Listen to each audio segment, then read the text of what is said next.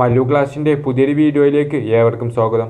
Kerala Blasters ക്യാമ്പിൽ നിന്ന് ഒരു നെട്ടലിലാക്കുന്ന റിപ്പോർട്ടുകളാണ് ഇപ്പോൾ പുറത്തേക്ക് വന്നുകൊണ്ടിരിക്കുന്നത്.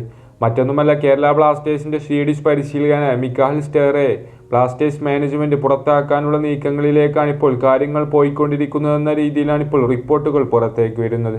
നമുക്കറിയാം, കേരള ബ്ലാസ്റ്റേഴ്സ് ഈ ഒരു സീസണിൽ വളരെ മോശം ഫോമിലൂടെയാണ് ഇപ്പോൾ മുന്നോട്ട് പോയിക്കൊണ്ടിരിക്കുന്നത്.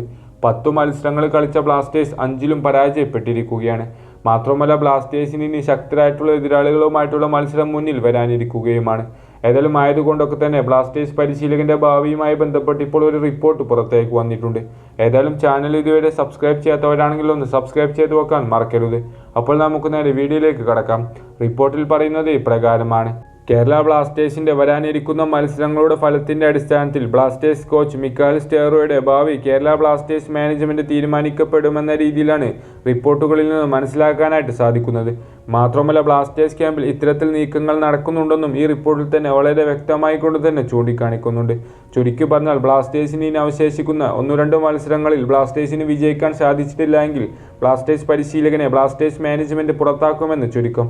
നമുക്കറിയാം, ബ്ലാസ്റ്റേഴ്സിന് ഇനി ഏറ്റുമുട്ടാനുള്ളത് വളരെ ശക്തരായിട്ടുള്ള എതിരാളികളുമായിട്ടാണ്. ഡിസംബർ 7-ന് ബാംഗ്ലൂർ FC-ക്കെതിരെയും പിന്നീട് 14-ാം തീയതി മോഹൻ ബഗാൻ സൂപ്പർ ജെയിംസിനെതിരെ ബ്ലാസ്റ്റേഴ്സിന് ഏറ്റുമുട്ടാനുണ്ട്. അതൊക്കെയാണെങ്കിൽ ഹെവേ മത്സരം കൂടിയാണ്. ഏതായാലും മിക്കാഹൽ സ്റ്റെയറോയുടെ ഭാവി ഇനി 1-2 മത്സരങ്ങളിൽ നിന്ന് തീരുമാനമാകുമെന്ന് ചുരുക്കം. ഏതായാലും നിങ്ങളുടെ അഭിപ്രായങ്ങളൊക്കെ തീർച്ചയായിട്ടും കമന്റ് രൂപത്തിൽ അറിയിക്കുക. വീഡിയോ അവസാനിപ്പിക്കുകയാണ്. മറ്റൊരു വീഡിയോയുമായി നമുക്ക് വീണ്ടും കാണാം.